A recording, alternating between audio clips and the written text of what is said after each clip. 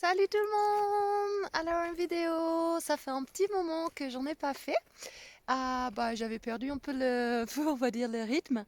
C'est un rythme à prendre les vidéos pour parler de nos choses intimes. On va dire qu'il faut toujours se lancer, donc c'est vrai que on prend la cadence et si après on arrête, on a tendance à faire une pause et ça peut s'éterniser. Donc je vais me remettre dedans parce que sinon après je suis pas sûre que je continuerai et je crois que c'est important que je continue parce que en fait le but de tout ça c'est bien sûr aider ceux qui en ont besoin. Donc voilà, je me dis si ça peut aider ne serait-ce qu'une personne, je peux bien prendre 20 minutes à faire une vidéo quelquefois et que le sujet peut percuter sur quelqu'un et peut-être même lui changer son cours de destin ou selon ce que la personne entend.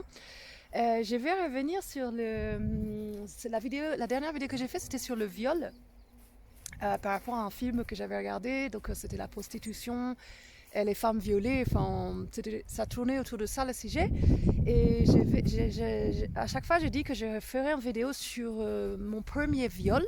Et je ne l'ai pas encore faite. Et là, je sens de le faire aujourd'hui. Donc, je vais parler de ça parce que ça a quand même une influence après sur toute la vie en fait. C'est un peu comme l'anorexie, tout ça. Lorsqu'on a été touché par des trucs comme ça, on a vraiment du mal après à reprendre une vie normale, quoi. Je veux dire, par rapport à ça, d'avoir des relations avec un garçon sans pour autant être amoureuse du garçon, par exemple. Il y a beaucoup de gens qui font ça, des jeunes, quoi, des filles, des garçons qui ont des rapports entre eux comme ça, et s'ils n'ont pas été abusés, ça se passe bien, quoi. Mais quand on a été abusé plus jeune, c'est pas possible de faire ça, en fait. Il y a toujours ce sentiment après derrière où on a l'impression que on s'en veut, qu'on a fait n'importe quoi, qu'on n'aurait pas dû, on se met la culpabilité alors que bon, on n'a rien fait de mal, on a fait l'amour entre guillemets, quoi. Donc mais ça, moi j'ai compris déjà depuis longtemps maintenant que sans amour, je ne peux plus faire ça. Euh, m'offrir, s'offrir avec quelqu'un pour passer une nuit ou quelque chose, c'est quelque chose qui ne va pas avec le respect de soi, et du coup c'est un peu comme des pulsions. Donc ça, il y a beaucoup de gens qui sont dépendants du sexe. Donc quand on se met à la méditation et tout ça, après on n'a plus besoin normalement de faire ça. Donc pourquoi je parle de ça, de mon premier viol par rapport au fait que du coup ça déclenche des troubles sexuels par la suite. En fait, on n'est pas du tout à l'aise dans ce truc-là, en fait, les relations sexuelles après. Et même avec amour, on est souvent avec des pervers narcissiques, donc on est souvent maltraité, tout ça. Donc moi, mon premier viol, en fait, j'ai dit mon premier parce qu'il y en a eu plusieurs, et là, je vais parler du premier essentiellement parce que sinon ça va être trop. En fait, j'avais 15 ans et c'est par un pédophile. Je vais faire rapide en fait, vous n'avez pas besoin d'épiloguer 150 000 ans, mais c'est bien pour ceux qui entendent ça, parce que moi c'est en lisant un témoignage que j'ai eu le flash que j'avais été violée, sinon je ne le savais pas. Et je pense que peut-être une personne elle regarde sa vidéo et c'est en écoutant ça qu'elle a un flash aussi qu'elle a été abusée quand elle était plus petite. Donc nous avions organisé, enfin nous, des amis entre guillemets, des gens que je connaissais du lycée. J'avais 15 ans et il y avait des gens qui avaient organisé des garçons, quoi, enfin des mecs comme on dit à l'époque du lycée, qui avaient organisé un camping entre nous en fait, entre jeunes de... Je ne les connaissais pas spécialement, mais c'est une copine qui connaissait, tac, tac, tac, donc je me suis fait inviter. C'était ma première soirée, j'avais jamais eu le droit de sortir avant ça. J'ai supplié ma mère, elle m'a dit ok. Donc je suis allée, et là forcément, premier pétard, nous avons fumé, nous avons bu, enfin c'était un peu de l'orgie le truc. Là jusqu'à présent tout va bien. J'avais flashé sur un garçon que j'avais dit, ça sert à lui pour ma première fois. Donc on s'est embrassé, tout ça, on était vraiment ivres. Et puis c'est tout, la soirée s'est passée et moi vers 4-5 heures là, on appelle ça, j'ai des cuves, c'est-à-dire que j'ai plus d'alcool, j'ai plus de joints, je suis normale, on va dire, je suis revenue à la conscience normale, je suis normale. J'ai plus d'effets psychotropes, de drogue, d'alcool sur moi. Et je sais pas où sont tout le monde, ça tout le monde en train de dormir. Moi je me retrouve, je suis au bord des feux. Il y avait un feu, quoi, un feu de camp, on avait fait, et je suis assise là, je regarde le feu, et bon, puis c'est tout, j'allais aller me coucher. Et là, il y a ce pédophile là qui arrive, qui a une trentaine d'années. Moi, je ne sais pas quel âge il a, je ne sais pas que c'est un pédophile, bien entendu, quand il arrive à côté de moi. Et en fait, il m'a dit salut, ça va, machin, rapidement, comme ça, 2 secondes, quoi. Et en fait, il m'a mis une bouteille de vodka ou d'un alcool blanc, gin peut-être. Enfin, c'était une bouteille transparente, un alcool transparent blanc, transparent, quoi. Je sais pas ce que c'était comme alcool, mais c'était un alcool très fort. Et j'ai pas en fait réussi à lui repousser la bouteille et dire mais qu'est-ce que tu fais Donc je sais pas si c'est parce que j'avais les restes de l'alcool de la nuit, pourtant je me souviens que j'étais redevenue normale, ou j'ai vu que les Asperger, on se fait toujours abuser sexuellement, et aussi on était très crédule, on est très naïf, on a beaucoup de mal à détecter les intentions de la personne. Et c'est vrai que peut-être à ce moment-là, oui, c'était peut-être ça, un des traits des Asperger, là, que j'ai pas percuté, quoi. Pourquoi me mettre la bouteille là, et j'ai bu comme ça. Et forcément, hein, si tu as 15 ans, en plus que tu viens de te prendre ta première cuite, que tu redescends et que d'un seul coup encore on te remet encore ça, c'était ma première fois de boire, donc j'ai pas supporté. Et en fait, j'ai ouvert les yeux, elle était sur moi dans ma tente. Je sais pas comment j'y suis arrivée dans la tente, je pense qu'il m'a portée ou qu'elle m'a dit viens, je l'ai suivi, j'en sais rien comment c'est arrivé. Moi, j'ai pas de souvenir. Le seul souvenir que j'ai, c'est que j'ai ouvert les yeux et elle était sur moi en train de me violer. Comment je peux me souvenir de ça? Ça, je m'en souviens que 10 ans plus tard. Parce que pendant 10 ans, donc le lendemain, ce jeune homme pédophile là, qui a une trentaine d'années, il vient avec nous à la plage, parce que le lendemain, quand nous nous réveillons tous, on dit allez, on part à la plage, et il vient avec nous. Donc moi, jamais j'ai imaginé que ça avait été un viol, en fait. Je comprenais pas ce qui s'était passé. Je me souviens que je me disais mais qu'est-ce que j'ai fait, parce qu'en plus je voulais être avec l'autre garçon que j'avais bien aimé, que j'avais flashé dessus. Donc je comprenais pas ce que j'avais fait avec ce pédophile là, mais je savais pas que c'était un pédophile. Moi, avec ce garçon, je le trouvais moche, en plus je comprenais pas. Bon j'ai pas cherché trop à comprendre non plus, parce que je comprenais pas. Donc il y a un moment, voilà, on arrête de chercher à comprendre. Et puis j'ai fait des photos à la plage avec tout le monde, tout ça. Et quand je suis revenue chez moi le lendemain, j'ai développé les photos. À l'époque, c'était encore les appareils photo développés là. Et puis, toutes les photos où il apparaissait à la plage et tout dessus, j'ai tout coupé. Et en fait, j'ai brûlé dans le feu, et puis c'est tout. J'ai occulté ce truc. Tac. Pendant 10 ans. Sauf que, bien entendu, on a beau vouloir occulter la chose, parce que c'est normal, c'est pas un bon souvenir. Et donc, c'est ce qu'on fait un peu tous, quoi. On occulte, on met dans la petite boîte à souvenirs, et puis généralement, on n'y pense plus, en fait. Si on a décidé de plus y penser, on va plus y penser. Par contre, le corps, on a beau le mental faire que le corps, on ne pense plus par le biais de la pensée, on oublie ce mauvais souvenir, mais le corps, lui, il a une mémoire traumatique. Donc, il ne peut pas... il ne peut pas ne pas se souvenir, en fait. Et il va vous faire des choses par le biais de maladies ou de situations, d'accidents, n'importe quoi, pour vous, en fait, un peu comme pour vous remettre dans ce souvenir et vous dire oh, tu as zappé un truc dans ta vie que tu n'as pas soigné et qu'il faut que tu reviennes dessus pour le soigner. Donc, moi, la manière... Du coup, pendant 10 ans, forcément, comme j'avais ce traumatisme et que je ne le savais pas, je me suis mise à reproduire pendant 10 ans minimum, de l'âge de mes 15 ans à l'âge de mes, on va dire, 30 ans, j'ai arrêté de boire et de me droguer. Donc pendant 15 ans. Pendant 15 ans, j'ai bu et je me suis droguée. Pas tous les jours, bien sûr, mais régulièrement, au moins... C'est sûr, 1 fois par semaine, 2 fois, 3 fois. Des fois, c'était du jeudi au lundi. Enfin, il y a un moment, j'étais alcoolique. Je buvais quand même beaucoup quand c'était la fête en plus, après, avec les collègues de travail ou des fois les étudiants, tout ça.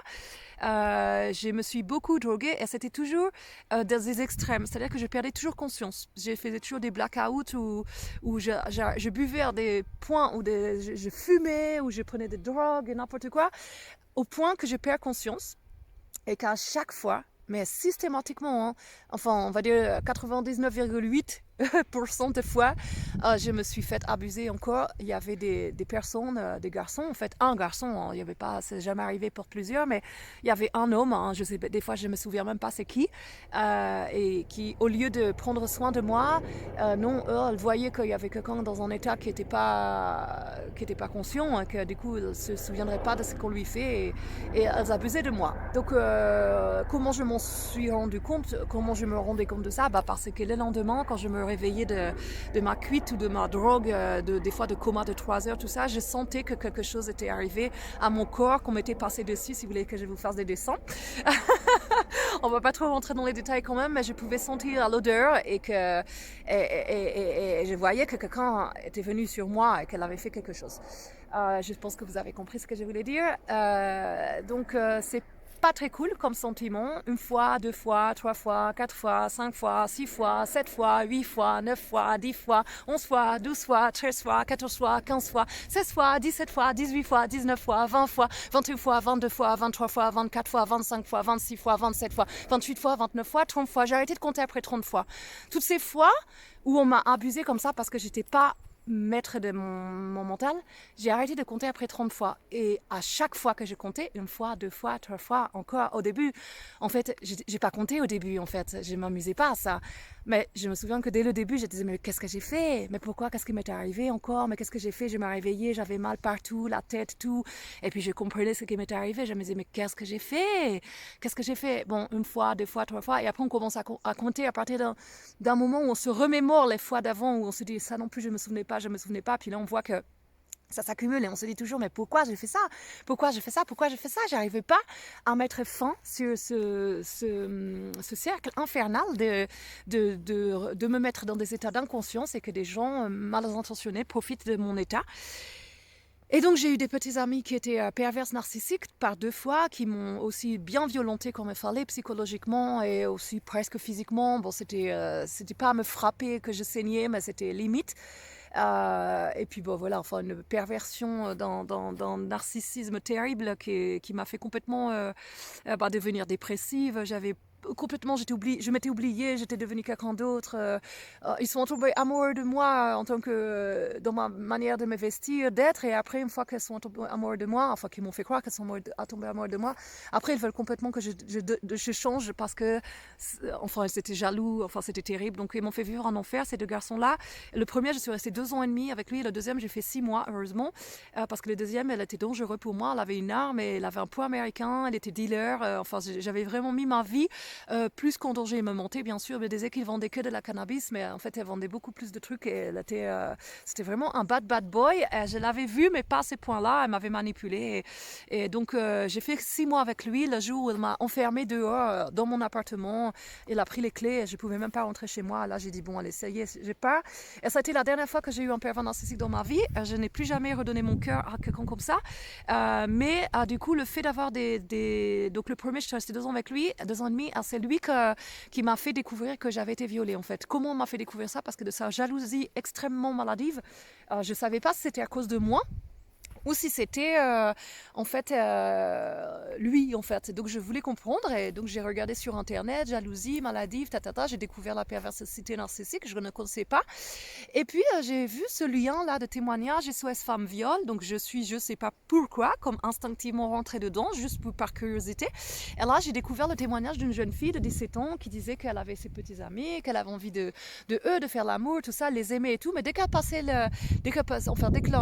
on va dire que l'excitation, tout ça, et que les mains se déplaçaient vers le bas en dessous du nombril, hop, elle s'est bloquée, et elle avait l'impression à chaque fois d'être violée, donc elle le faisait par amour parce qu'elle aimait ses petits copains, mais elle disait que elle écrivait qu'à chaque fois, voilà, elle avait ce sentiment-là de se faire violer et qu'en fait, elle avait été abusée par un ami à elle lorsqu'elle avait 17 ans par un ami pratiquement du même âge qu'elle. Et en fait, quand j'ai lu le témoignage, j'ai eu un flash. Tac, ça m'est revenu, le camping, le garçon, là, le pédophile qui me viole dans ma tente, la bouteille qu'il me met juste avant, ça m'est revenu les photos, la plage, tout, enfin brièvement bien sûr, hein, j'ai pas tout, enfin je peux pas tout me rappeler, mais ça m'est revenu le truc que j'avais occulté en fait. Et j'ai revu que je me suis mise, mettre les photos dans le feu, les couper avec lui, et j'ai appelé le numéro, il y avait un numéro SOS Femmes Viol, et j'ai appelé, et j'ai dit oui voilà, j'ai 25 ans, donc ça c'était 10 ans après, j'ai dit j'avais 15 ans et je crois que j'ai été violée, mais je suis pas sûre, est-ce que c'est possible que j'ai été violée par quelqu'un qu'il connaissait, elle était dans une soirée et le lendemain elle est venue à la plage avec nous. Et là la dame elle me dit comme ça au téléphone, mais bien sûr mademoiselle, mais c'est tellement courant de se faire violer par quelqu'un qu'on connaît, un membre de la famille, un frère, un oncle, un professeur. Enfin, elle a dit dans tous les viols, la plupart du temps, c'est toujours par quelqu'un qu'on connaît en fait. C'est jamais, rarement par un inconnu. Donc là, je raccroche. Forcément, je me prends une claque hein, parce que vous imaginez le truc quand même quoi. Enfin, je veux dire, la même chose que le diagnostic Asperger. C'était un peu le même truc. C'est-à-dire que d'un seul coup, on voit sa vie défiler et on comprend. C'est-à-dire que on comprend un comportement, on met enfin une réponse sur les questions de pourquoi de ce comportement en fait. On comprend pourquoi. On dit mais pourquoi je buvais comme ça? Mais d'accord. En fait j'ai reproduit quoi. Fallait que je comprenne. Que j'avais été violée en faisant à chaque fois ça pour qu'un jour j'arrête. Mais j'arrêtais pas. Je continue de faire ça et c'est avec ce garçon pervers narcissique. En fait c'est ça. Je comprends que fallait que je me fasse du mal pour comprendre qu'on m'avait fait du mal une fois à 15 ans et que ça avait déclenché après par la suite tous ces comportements comment on dit, destructeurs envers moi-même. Si j'avais pas eu ça, du coup j'aurais pas pu entamer la phase de pardon pour moi. Donc pour moi et puis pour aussi la personne le premier là, il s'appelait Amaury. Comment je me rappelle parce que on rigolait on riait avec ma copine à l'époque, on disait c'est comme la moutarde Amaury, Amora machin, ouais enfin ouais ça piquait là, c'est sûr que franchement c'était pas cool comme souvenir quoi. Donc je me souviens bien de son nom. Et en fait, je l'ai retrouvé par internet. Donc je l'ai retrouvé par Facebook. Il y a à peu près 4-5 ans parce que j'ai lu un livre. Donc bien sûr, entamer la phase de pardon, c'est le primordial dans une guérison. En fait. C'est-à-dire qu'on ne peut pas guérir de quelque chose si on ne pardonne pas. Et si on ne comprend pas, c'est compliqué. Donc là, le fait de comprendre et de pouvoir du coup dire, d'accord, je comprends pourquoi j'ai fait tout ça. Je peux que me pardonner, mon Dieu, mais c'est horrible ce qui m'est arrivé. Et voilà, alors je comprends pourquoi je faisais ça avec mon corps et pourquoi il m'arrivait tout ça. Mais je comprends mieux, d'accord. Alors mon Dieu, je m'aime. Je me suis désolée à moi-même. En fait, je me suis donné tout. J'ai pleuré forcément. Hein. Enfin, c'est pas genre comme ça. J'ai dit je me pardonne. Après, il y a tout encore un parcours. Maintenant, j'ai 39 ans, donc c'est derrière tout ça. Il y a quand même, c'est pas genre je découvre que j'ai été violée, je me pardonne et ça se finit. Non, il a fallu encore parce que le corps il est habitué aux addictions. Enfin, il y a plein de choses. Donc c'est pas tout de suite qu'on met fin à tout le cercle infernal, mais petit à petit, en éliminant d'abord l'alcool, d'abord les drogues. Les drogues, l'alcool, enfin les relations toxiques, enfin tout, et après on devient quelqu'un qui se respecte, mais ça prend du temps, hein, c'est pas, enfin voilà, moi j'avais pas mal de trucs quand même à éliminer, donc ça m'a mis un certain temps, et du coup j'ai retrouvé le gars là parce que en fait j'avais lu dans Blessures de famille, ça s'appelle, c'est un super livre qui témoigne de plein de trucs comme ça, sordides, de gens qui racontent leur témoignage, que ça s'est passé des abus sexuels, psychologiques, donc c'est en lisant ce livre-là que j'ai eu des flashs aussi qui me sont revenus, d'autres abus que j'ai eu, que j'avais occultés aussi par la suite, plutôt avant celui-là en fait, et j'ai des choses qui me sont revenues. Je sais pas si je ferai une vidéo là-dessus parce que c'est un peu délicat comme ça, donc je vais rester sur ce viol-là, on va dire, que je considère comme le premier, sachant que j'ai des doutes sur des choses qui me sont arrivées avant celui-là, quand j'étais plus petite et que j'avais 8 ans, mais je dis 8 ans, 7 ans, 6 ans, 9 ans, 10 ans, je ne sais pas exactement l'âge que j'avais. J'ai dit 8 ans, comme j'aurais pu dire 9 ans. Enfin, j'avais moins de 10 ans, je pense. Et j'ai des souvenirs qui me reviennent d'avoir été abusée, mais je ne sais pas bien, j'arrive pas trop à me souvenir de plus. Donc, et en plus, c'est délicat c'est délicat. Donc, je ne vais pas faire de vidéo pour le moment là-dessus. Je préfère pour le moment, comme je ne suis pas sûre en plus de ce qui s'est vraiment passé, voilà, je vais pas en parler pour le moment et pour pas non plus, voilà, enfin je vais pas, voilà. Donc du coup, pour ce pédophile-là, quand j'ai lu les blessures de famille et que ça m'a fait revenir des souvenirs et tout ça, et ils disent qu'en fait, si on a la chance de pouvoir avoir accès au violeur, en fait, c'est important de lui rendre ce souvenir parce que comme ça clôture un chapitre de notre vie. Donc bah c'est ce que j'ai fait en fait. J'ai demandé à du coup le garçon que j'avais flashé là lors de la soirée. Il est devenu mon petit copain 2 ans après ce viol en fait. Et donc je suis sortie avec lui pendant 2 ans et demi. Et donc je lui ai là maintenant bien sûr c'était il y a longtemps donc nous ne sommes plus ensemble mais j'ai gardé contact virtuellement par lui et avec lui et je lui ai demandé s'il avait le contact en fait de cet Amaury là parce qu'en fait lorsque je suis sortie avec lui 2 ans après le viol, il m'a dit que ce Amaury, c'était ses parents, en fait, à mon petit copain, en fait, ses parents étaient éducateurs spécialisés et s'étaient occupés de cet Amaury parce qu'il avait des problèmes. C'était un peu comme le tuteur pour lui, en fait. Donc, je me doutais qu'il devait avoir un moyen de les contacter. Je lui ai demandé, il m'a donné son nom de famille et par Facebook, j'ai réussi à le retrouver. Et je lui ai dit est-ce que tu te souviens de cette soirée-là, Elle m'a dit oui, vaguement, mais comme ça. Et je lui ai dit, j'ai un souvenir qui t'appartient, est-ce que tu veux le récupérer? Donc, il a dû penser que c'était des photos. Elle a dit, ouais, ok. Alors là, je lui ai je lui ai décrit le truc comme ça et je lui ai dit je lui ai tout dit que j'étais assise auprès du feu, qu'il m'avait mis la bouteille d'alcool, et que j'ai ouvert les yeux, qu'il était dans ma tente et qu'il était en train de me violer et qu'il avait gâché 10 ans de ma vie parce que quand je le contacte, à ce moment-là, ça c'était il y a peut-être, je pense, 5 ans, je ne sais plus. Enfin, je lui dis qu'il a gâché au moins 10 ans de ma vie, parce qu'il a gâché plus que ça, en fait. Parce que quand je me suis rendu compte que j'avais été violée, ça faisait déjà 10 ans. Et puis après ça m'a mis encore 5 ans après tout arrêté définitivement.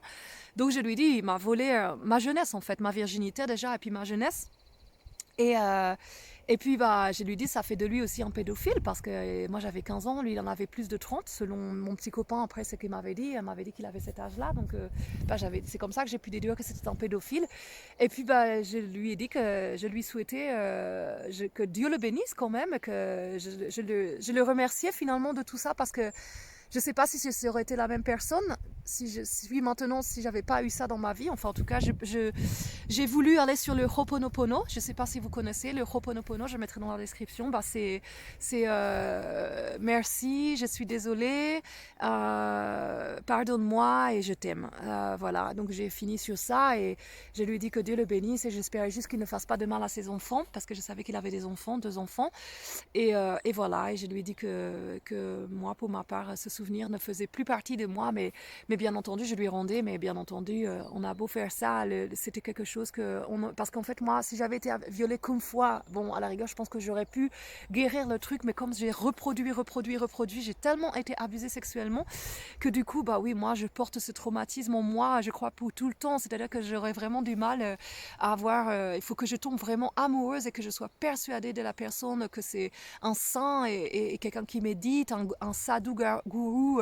Du coup, je pense pas que ça sera tellement dans un chemin spirituel qu'il y aura même pas besoin de faire l'amour en fait. Mais je crois pas que moi je pourrais avoir de nouveau du plaisir avec comme d'autres personnes avec qui je peux parler. Moi, je connais plein de gens qui me disent ah oui, moi j'ai rencontré un garçon, il m'a amené chez lui, on a fait l'amour, c'était trop bien. Et j'ai dit ah ouais c'était bien, toi ouais c'était trop bien. Mais ouais ils ont pas été abusés donc forcément ils ont ce truc là quoi, le plaisir sexuel que moi je l'aurai jamais quoi. Donc enfin je l'aurai jamais, je vais pas dire je l'aurai jamais mais pour le moment c'est pas trop ça, c'est quand même assez perturbé même quand j'ai des petits copains, c'est pas et j'ai arrêté d'avoir des petits copains parce que avec la méditation, maintenant, j'ai plus ce besoin qu'on m'aime et qu'on me dise que je suis belle et qu'on me respecte et tout ça. Maintenant, je me suffis à moi-même et au moins, je me donne vraiment pardon, parce que j'ai mal au bras, ce que j'ai vraiment besoin pour moi-même et c'est suffisant. Ah, voilà. Bah, du coup, voilà. Bah, je vais clôturer là. Je me suis assise au moment où je vais arrêter, mais j'avais vraiment mal au bras et, ouais, bah, comme ça, au moins, si vous voyez cette vidéo, bah, peut-être que vous aurez un flash comme moi qui vous reviendra en écoutant ça, en vous disant oh mon Dieu, quand on parle, en fait, vous regardez sur Internet le viol, par qui il est commis, vous allez voir, il y a un pourcentage, c'est par des gens connus et de notre entourage, et voilà. Donc, bah, j'espère que ça vous aura tout au moins libéré de quelque chose si vous sentiez que, en fait, aussi, j'aurais tendance à vous dire que si vous avez un doute, de que vous sentez que vous avez été abusé quand vous étiez petit, mais vous n'êtes pas sûr, bah, vous pouvez être sûr que c'est vrai en fait. C'est-à-dire que c'est pas normal d'avoir ce doute-là. Et il y a plein de gens, en leur parlant comme ça, qui me disent ouais, moi je crois que ça m'arrive avec cette personne-là, mais je suis pas sûre. Et tout. Je dis, tu sais, il y a aucune raison que ton imagination va inventer un truc comme ça. Il y en a même, c'est par le père et tout. Donc bon, je veux dire, quand vous imaginez des trucs comme ça, c'est que c'est vrai en fait. On n'a pas des raisons d'aller imaginer que son père nous a violés ou que son frère ou des trucs comme ça si c'est pas vrai, c'est qu'il s'est passé quelque chose. Donc c'est important de se placer en tant que victime. Mais après, de ne pas rester toute sa vie en tant que victime, c'est important aussi de pardonner parce qu'il faut comprendre que les gens qui font ça, ils reproduisent en fait. Donc oui, c'est pas une excuse, mais bon, si ça fait comprendre pourquoi ils font ça. C'est pas contre nous, c'est juste qu'eux, ils sont malades, il faut qu'ils se soignent aussi. Enfin, je veux dire, mais s'ils s'en rendent pas compte, ils reproduisent et c'est nous qui passons par là et du coup, voilà. Donc, de toute façon, vous pouvez rien faire dans votre vie si vous pardonnez pas. De toute façon, en plus, c'est fait, c'est fait. C'est vrai que c'est horrible de dire d'aller pardonner à des pédophiles et tout ça, mais qu'est-ce que vous voulez faire quoi? On peut rien faire. Enfin, je veux dire, il y a que eux qui peuvent se rendre compte de ce qu'ils font et s'ils se rendent pas compte, nous, notre chemin, c'est le pardon et notre reconstruction. Et notre reconstruction, elle passera pas sur un chemin, elle n'ira pas sur un chemin de reconstruction. Notre réveil personnel du bonheur ne se fera pas sur une reconstruction par rapport à ça, de pardon de tout ce qu'on a pu se faire à nous-mêmes et de tout ce qu'on nous a fait. En fait, c'est important d'entamer le pardon et le pardon, ça va avec la résilience. Ça, je l'ai déjà dit et je pense qu'à chaque fois je l'ai dit. En fait, et tout ça, la méditation vous apprend tout ça. En fait, c'est-à-dire que quand vous avez été beaucoup meurtri dans votre vie, qu'on vous a fait beaucoup de mal, beaucoup d'abus et tout ça, et que vous restez avec des rancœurs ou des peurs, vous n'êtes pas libéré et que vous n'êtes pas qui vous êtes vraiment un être heureux, plein de joie et de lumière, c'est parce que vous êtes encore ancré dans votre passé avec tout ce qu'on vous a fait et tout ça. Et en fait, il n'y a que vraiment la méditation qui vous permet de bien introspecter avec vous-même et d'entamer ça. Ça vous apprend le pardon, ça vous apprend la compassion, ça vous apprend le respect pour vous-même et ça vous ouvre la porte de votre cœur en fait et à celle des autres aussi. En fait, c'est magique la méditation parce que sans ça, je crois que moi, j'aurais pas du tout cette vie-là et je serais pas capable de pouvoir transmettre des messages comme ça, qu'il n'y a que le chemin spirituel qui permet une conscience de qui on est vraiment et un pardon de ce qu'on a été et qui nous permet de pouvoir construire ce qu'on veut être en fait. La méditation clarifie le mental et elle nous donne une capacité plus grande de pouvoir dire ça c'est clair et net, j'en veux plus, par contre moi je veux ça maintenant. Et en fait ça vous donne la force et aussi l'autodiscipline pour devenir quelqu'un d'autre, de vous transformer. Enfin, ça reconstruit les neurones et ça permet de se reconstruire, tout simplement. Donc voilà, méditation, c'est toujours... je n'ai aucune raison de faire toutes ces vidéos sans parler de la méditation, puisque le fait d'être autiste Asperger, entre guillemets, parce que j'ai encore regardé là une vidéo d'April, c'est une de ces dernières, je la mettrai dans la description, et en fait elle est dégoûtée de son diagnostic, ça fait 2 ans, et elle est diagnostiquée officielle, et en fait elle se rend compte que finalement c'était peut-être mieux de pas l'être en fait. En plus elle est prof de français, enfin ça lui change rien dans la vie. Non, bien sûr ça change rien de savoir qu'on a Asperger. En fait c'est pas que ça change quelque chose. En fait le fait de savoir qu'on est Asperger, ça explique. En fait il y a toujours un doute. On se demande toujours si tout ce qu'on a eu dans notre vie c'est dû au fait qu'on soit Asperger ou pas, ou si c'était juste notre parcours de vie comme ça. Parce qu'ils disent que les Asperger on est toujours abusés et tout ça sexuellement et tout. Donc bon, ça expliquerait quand même mon parcours de vie. C'est-à-dire qu'en fait, moi, j'ai pas envie de rester toute ma vie Asperger, quand bien même je le sois. J'ai vraiment pas l'intention de rester bipolaire toute ma vie et de faire des crises et d'être dépressive et de continuer avec ces relations toxiques qui m'ont fait du mal et tout ça. Et quand bien même, oui, d'accord, en fait, je pense qu'on peut très bien être Asperger, né Asperger, d'accord, ce qui veut dire qu'on a un cognitif cerveau hémisphère droit plus grand, d'accord, ok, ça c'est une sorte. Et puis après de là, on développe des personnalités qui peuvent être plus handicapantes pour certains. Moi, elles ont été très handicapantes, mais ça ne veut pas dire que ça va être comme ça toute ma vie et j'ai pas l'intention en fait. Donc du coup, en fait, Asperger, oui, mais pas forever. Donc c'est Asperger never ou Asperger forever. Moi, c'est sûr, c'est pas Asperger forever. Mais par contre, mon cerveau ne va pas diminuer. À moins quand j'aurai peut-être 300 ans, je vais mourir à 450 ans. Donc peut-être que quand j'aurai 300 ans, peut-être qu'il va s'atrophier, il va devenir tout petit et le gauche, il prendra le dessus et sera plus grand. Moi, je crois pas. Je crois que tu es né avec un cognitif cerveau droit, hémisphère droit plus grand, il reste plus grand, c'est tout, c'est comme ça. Donc oui, bien sûr, si tu nais Asperger, tu l'es pour toute ta vie. Mais ce que je veux dire, c'est que les traits négatifs, tu peux les éradiquer. Et heureusement, et la méditation, c'est ça qui permet vraiment de prendre les côtés positifs de l'Asperger et en faire des forces, quoi. Voilà. Et ben, je vous dis à la prochaine vidéo et je vous souhaite le meilleur. Salut, salut, prenez soin de vous. Ciao!